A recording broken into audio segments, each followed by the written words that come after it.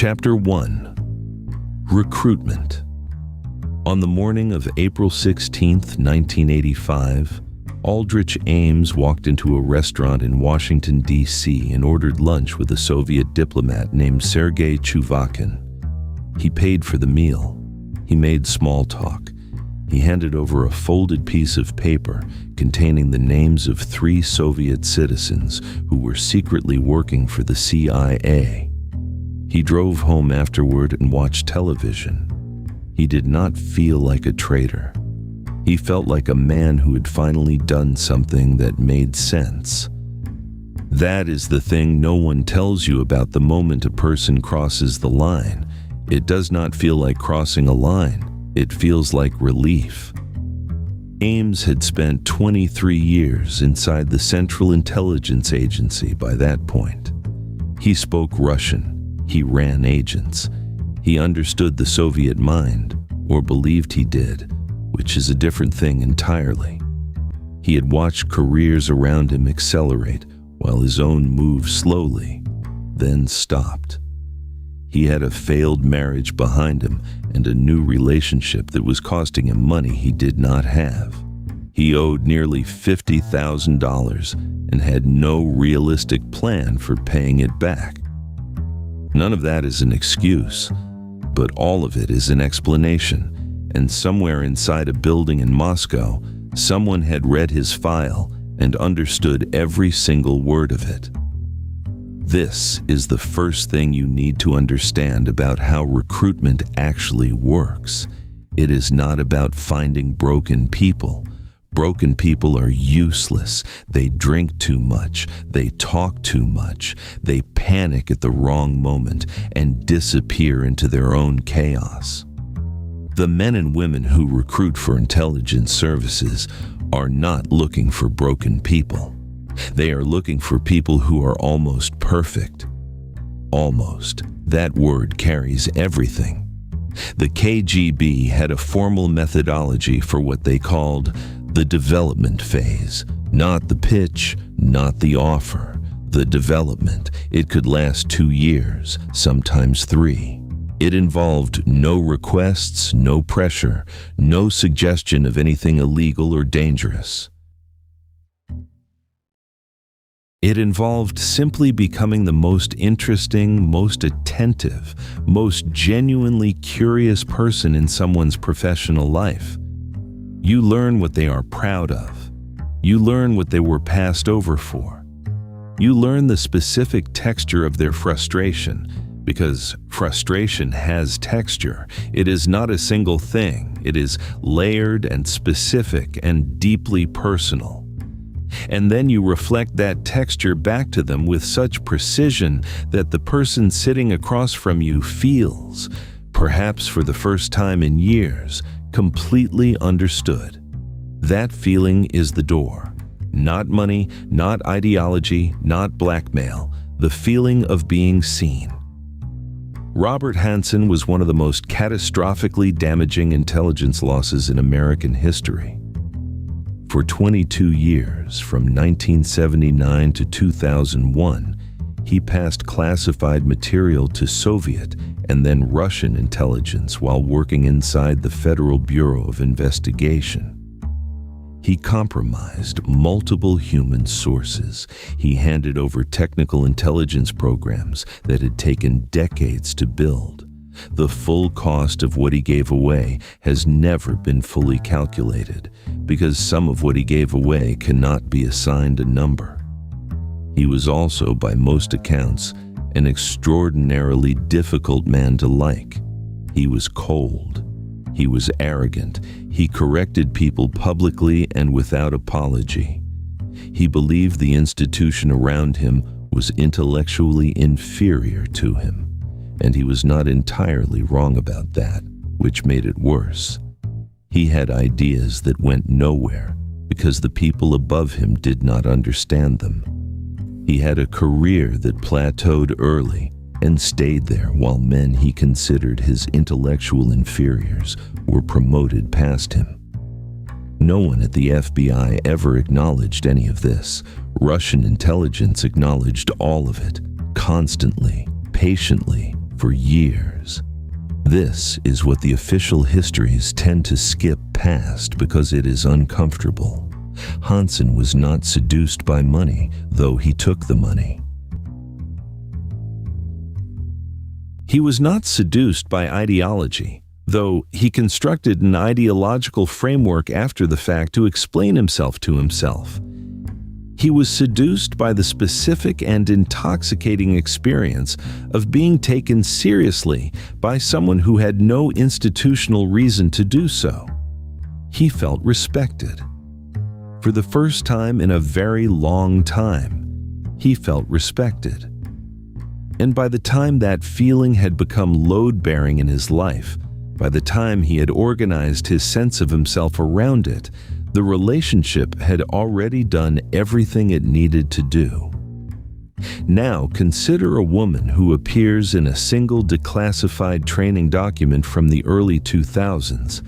She is identified only by a work designation. She was a translator. She worked for a European diplomatic mission in Moscow during the 1980s. She spoke 4 languages. She was, by the document's own description, exceptionally good at her job and largely invisible within the institution that employed her. She was not recruited through pressure. She was not recruited through ideology or financial desperation. She was recruited through a friendship that lasted 22 months before anyone asked her for anything at all. 22 months. The person who became her handler later described the approach in language that is almost unbearable to read in its clinical precision. He wrote about learning her schedule, her preferences, her particular way of processing disappointment. He wrote about the conversation where she described her father, who had wanted her to become a doctor and had never entirely forgiven her for choosing translation instead. He wrote about recognizing that moment as a structural opening, which is the phrase he used, a structural opening, as though her grief about her father was an architectural feature of a building he was learning to navigate. By the time she understood what the relationship was, she had already given this person 2 years of her trust. 2 years of small confidences and professional observations and private feelings that had seemed harmless in the moment of sharing them. She had not betrayed her country. She had talked to a friend, except there was no friend. This is the moment that every account of intelligence recruitment eventually arrives at, and it is the moment that is hardest to sit with. The first act of betrayal almost never feels like betrayal. It feels like honesty.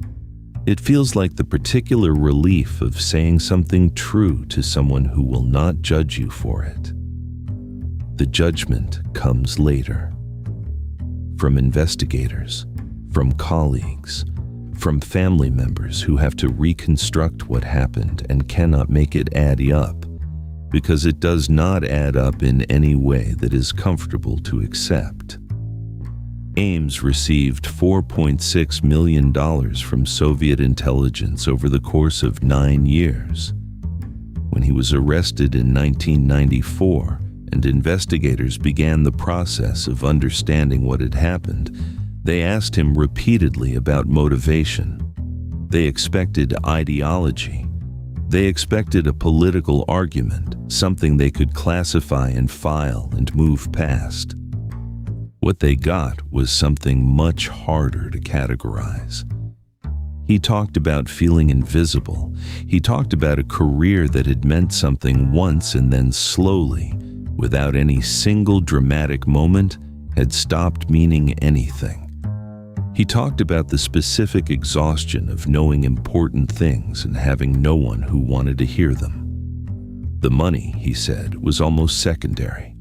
What he had wanted, what he had been given before anything else, before any document changed hands or any payment was made, was simply someone who listened. $4.6 million, 23 compromised operations, at least 10 deaths directly attributable to information he provided. And it started with lunch. It started with someone who paid attention.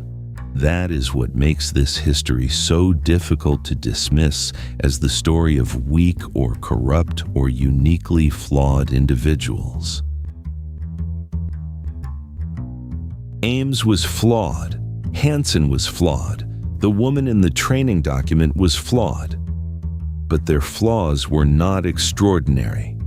Their flaws were the ordinary accumulation of unacknowledged sacrifice and unrecognized talent, and the particular loneliness of people who work inside institutions that need them, but do not see them.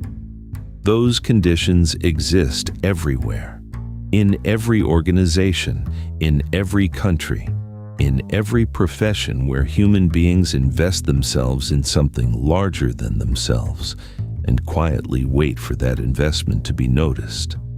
And somewhere, in a building that does not appear on any public record, in a city that may or may not matter to this story, someone whose entire professional life is devoted to understanding human beings at their most unguarded has already read the file. They already know the name of your father. They already know what you were passed over for. They already know what you need to hear. And they have not introduced themselves yet. Chapter 2. The Double Life. On a Tuesday morning in February, Robert Hanssen made pancakes for his children. He made them the same way he always made them, same amount of butter, same temperature. Flipped at exactly the right moment because he had been making them this way for years and his hands knew what to do without being told. His youngest daughter sat at the counter and watched him cook the way children watch a parent do something they find quietly impressive. His son was arguing with someone about something that did not matter. His wife, Bonnie, was drinking her coffee by the window, still in her robe, her hair not yet done, comfortable in the specific way that people are only comfortable in a house that is genuinely theirs. Hanssen put a plate in front of his daughter. She said thank you without looking up from whatever she was reading. He touched the top of her head once, briefly, the way fathers do when they are not thinking about it, when affection is just a reflex rather than a decision. Then he kissed Bonnie, put on his coat, picked up his briefcase, and drove to a park in suburban Virginia to leave a package of classified documents taped inside a garbage bag under a wooden footbridge. He was back at his desk before lunch. He did not feel like two people. This is the sentence that appears in some form in almost every psychological assessment ever conducted on a long-term double agent, and it is the sentence that is hardest to accept because it contradicts everything we want to believe about how human beings work. We want to believe that a person living a double life feels the fracture, that there is some internal alarm, some persistent low-level dissonance that announces itself in sleeplessness or paranoia or the inability to look a loved one in the eye. Sometimes there is, but far more often there is not. What there is instead is something that the psychological literature calls compartmentalization, but that word is too clean, too architectural, too suggestive of a conscious decision made once and maintained deliberately. What Hanssen had, what Aldrich Ames had, what every operative who survives long enough in a double life eventually develops, is something more organic than that. It is a fracture in the self that has healed wrong, completely healed, fully functional, stable enough to support weight, just healed wrong. And here is the fact that reframes everything that comes before it. Hanssen did not begin passing documents to Soviet intelligence in some moment of dramatic crisis or ideological conversion. He began in 1979, quietly. Without being asked, he walked up to Soviet intelligence and offered himself because he had looked at the institution around him and concluded, with the particular cold clarity of a very intelligent man who has been consistently underestimated, that they would value what he had to offer more than the FBI did. He was not wrong. He continued for 22 years. His wife Bonnie found out on a Sunday morning in February 2001 when federal agents arrested him in a park. He had gone to make a dead drop. He believed it was routine. It was not. The agents who took him into custody later described him as completely calm, not resigned, not relieved, calm, as though he had simply moved from one room into another.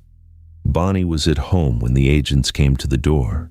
She has spoken publicly about what followed, not often, not in detail, but enough to understand the shape of it.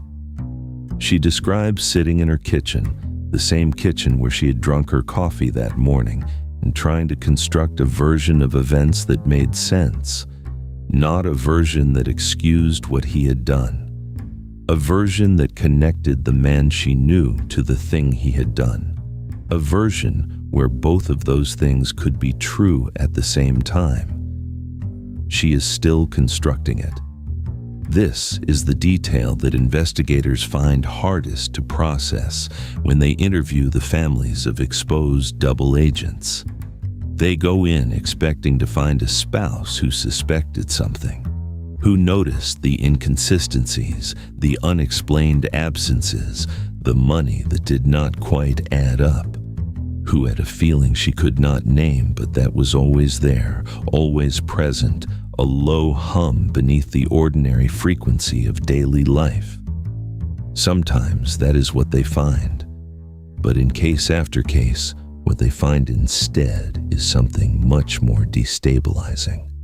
They find a woman who knew her husband completely, who can describe his habits, his fears, his specific way of being difficult, and his specific way of making up for it afterward.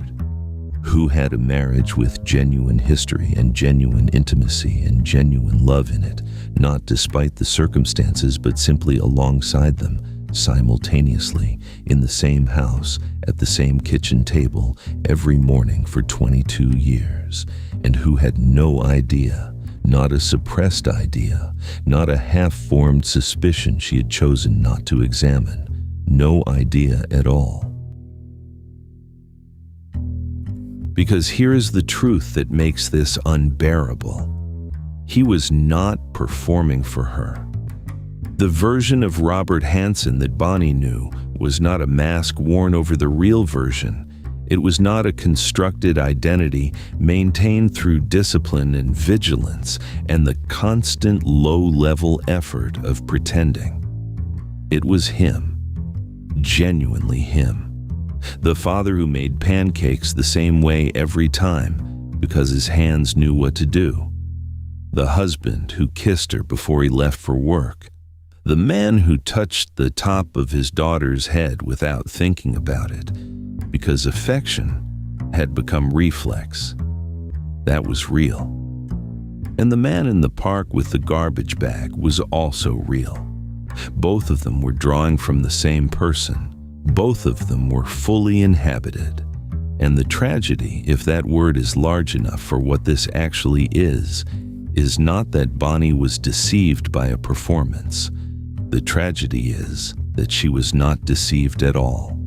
She knew him. She just did not know all of him. No one ever does. But in this case, the part she did not know had destroyed things she would have died to protect. Now consider what this does to the person living inside it. There is a psychological assessment in the public record from a CIA extraction case that has never been formally attributed. It describes an operative referred to only as Subject A, who had maintained a double identity for 11 years.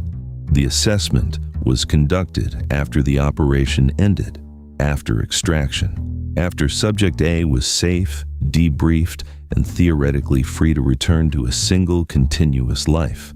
The evaluator asked a simple question, not a professional question, a personal one. What do you miss most? Subject A was silent for a long time. Then, Subject A said, I miss knowing who I was when I woke up in the morning. Read that again. Not the other life, not the handler, not the mission or the adrenaline or the particular intensity of operating at the highest possible level of human complexity. Not any of the things we might expect a person to miss about a life that was by any measure extraordinary. Just the simple, ordinary, completely unremarkable experience of waking up and knowing without effort or thought or decision who you are. Most people will never have to think about that. They will wake up tomorrow and they will simply be themselves, continuously, automatically, without the daily invisible work of deciding which version to bring into the room. That continuity, that unthinking, seamless continuity of self, is so fundamental to the experience of being a person that it does not feel like anything at all, until it is gone. And once it is gone, it does not come back the way you expect it to. It does not come back with time or distance or therapy, though all of those help with other things. It does not come back because it was never consciously constructed in the first place. You cannot rebuild from the inside something you never had to think about building. Subject A spent 3 years in psychological treatment after extraction. At the end of the 3 years, the evaluator asked the same question again. Subject A smiled and said, I am getting there. That was the last entry in the file. Hanssen died in a federal prison in June 2023. He had been there for 22 years, which is exactly as long as the operation had run. A symmetry that no one planned, and that means nothing except that it is there. And once you notice it, you cannot stop noticing it. Bonnie was with him when he died.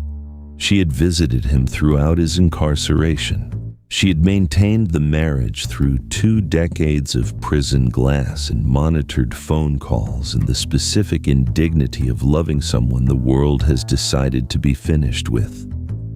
People who knew her described this not as weakness or delusion, but as a choice made by a woman who had examined everything she knew and decided that what she knew was still true, even in the presence of everything she had not known. She knew him.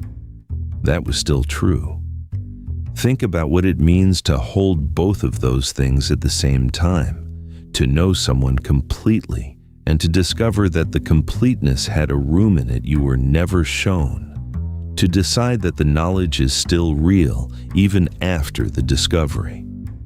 To sit across from a man through 22 years of prison visits and continue to see the person you have always seen, not because you are in denial, not because you are naive, but because that person is genuinely there. Both rooms were real. That is the sentence everything else in this chapter has been moving toward. Both rooms were real. Both relationships were real. Both versions of the man were real. And the cost of maintaining that reality was not paid in the dramatic currency of risk and exposure and the adrenaline of operational life. It was paid in something quieter and slower and far more total. It was paid in the gradual, invisible, completely silent erosion of the ability to be one thing, just one thing, continuously, without effort, without decision, the way you were before anyone asked you to be anything else. Chapter 3. The End of the Legend. He stood at the front door of his own house for 11 minutes before he could make himself open it. Not because he had forgotten the address, not because something was wrong inside. The lights were on. He could see movement through the window. His family was in there, the same family that had been in there before everything started, waiting in the specific and patient way that families wait for someone who has been gone too long. He stood there anyway. 11 minutes. He counted. This detail appears in a declassified debriefing transcript from a CIA reintegration case that has never been formally attributed. The operative is identified only by a case number. The debriefer asked why he had stood there that long, what had been going through his mind, what had stopped him from simply reaching out and opening the door to his own home. The operative said, "I did not know which version of me was about to walk through it. That sentence is where this chapter begins. Not with the operation, not with the extraction, not with the formal machinery of reintegration that intelligence services deploy when an asset or operative comes in from the cold. With a person standing on a porch in the dark, key in hand, unable to answer the simplest possible question about themselves. Which one am I now? The CIA has a formal reintegration protocol. So does MI6. So does the Mossad, which has spent more time than perhaps any other service in the world, thinking about what happens to people after sustained deep cover operations. Because sustained deep cover operations are something the Mossad has run more than almost anyone else. These protocols involve structured debriefing, psychological evaluation, graduated return to normal duties, access to counseling, careful management of the transition from operational life back to something resembling ordinary existence. They are genuinely useful for some things. They are completely inadequate for others. What they cannot address, what no protocol has yet found a way to address, is the problem that the operative on the porch was experiencing in real time. The problem is not adjustment. Adjustment is manageable. The problem is not trauma, though trauma is real and present and deserves its own serious treatment. The problem is something that sits underneath both of those things, something more foundational, something that the psychologists who work with returned operatives have spent decades trying to name accurately. The problem is that the person who went in is not the person who came out, not dramatically different, not unrecognizable. Close enough that the family inside the house will embrace this person and mean it, and be genuinely right to mean it, but different in the specific way that matters most. Different in the place where identity is not a collection of memories or relationships or beliefs, but simply the continuous unbroken experience of being the same person you were yesterday, and the day before, and the day before that, all the way back without interruption to the beginning of your conscious life. That continuity, once broken, does not repair itself. It can be rebuilt, slowly, imperfectly, with effort that should never have been necessary. But it cannot be repaired in the sense of being returned to the condition it was in before. The break is always there. Healed over, yes. Functional, yes. But there. Now, consider what happened to a child named Philip Ames. Philip Ames was born in 1985. His father was Aldrich Ames, who at the time of Philip's birth was 3 years into his work as a Soviet intelligence asset and had already passed information that had led directly to the deaths of multiple CIA sources inside the Soviet Union. Philip did not know this. Philip was an infant. Philip knew only what infants know, which is warmth and hunger and the specific presence of the people closest to him. His father was arrested in February 1994. Philip was 8 years old. From that point forward, Philip Ames knew his father the way children of incarcerated parents know their parents.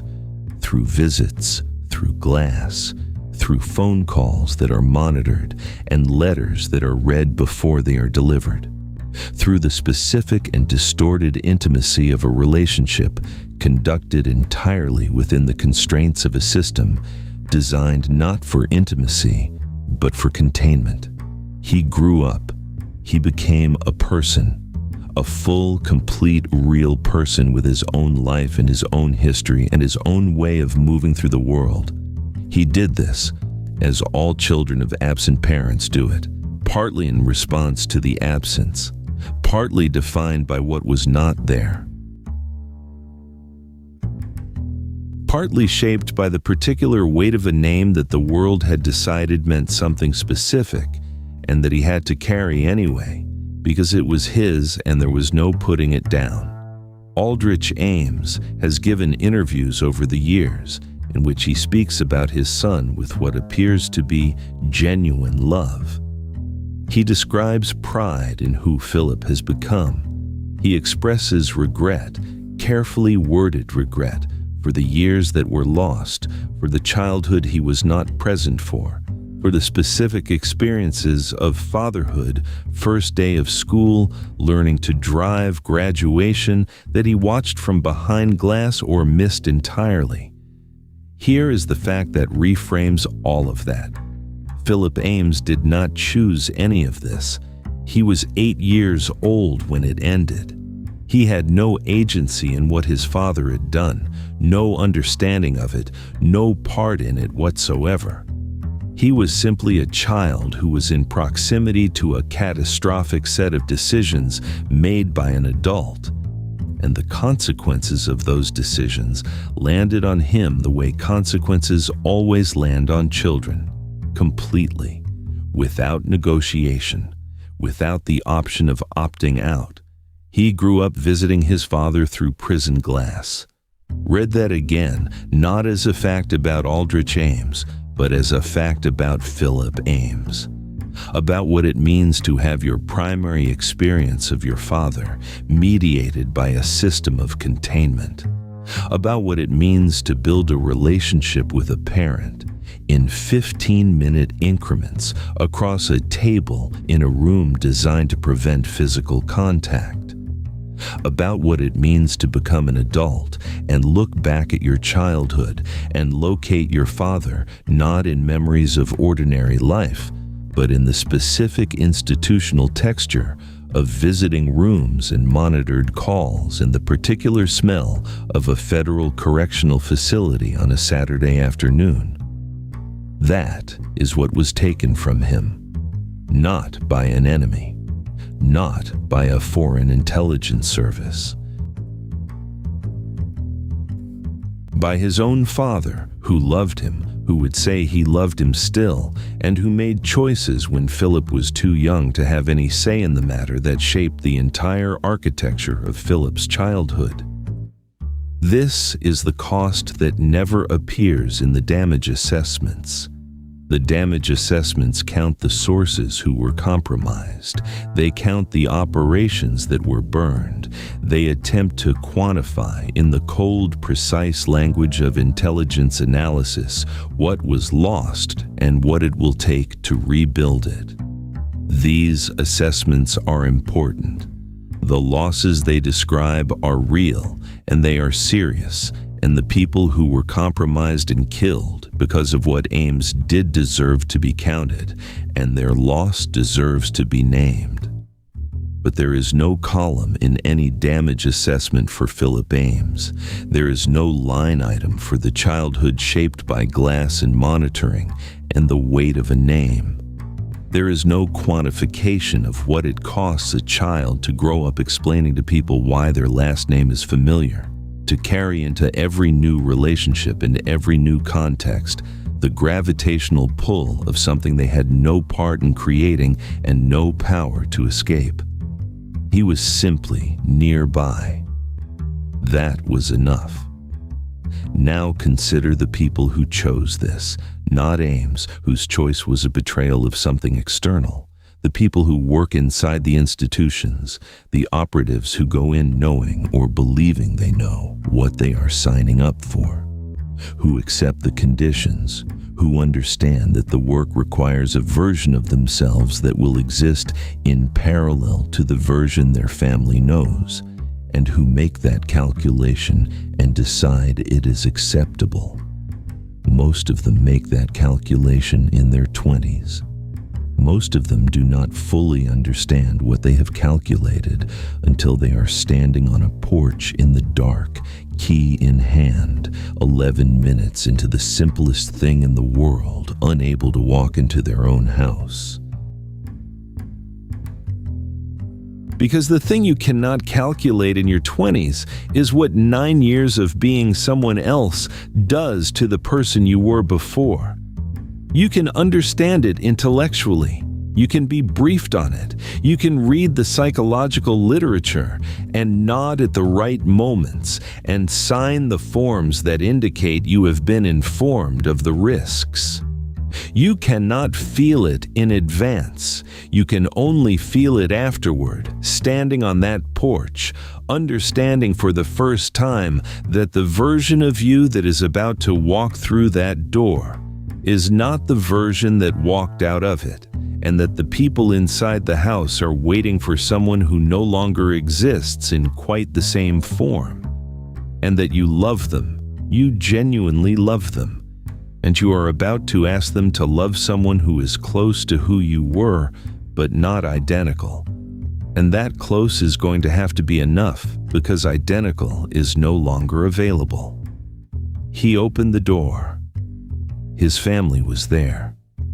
They embraced him, and they meant it, and he embraced them back, and he meant it too.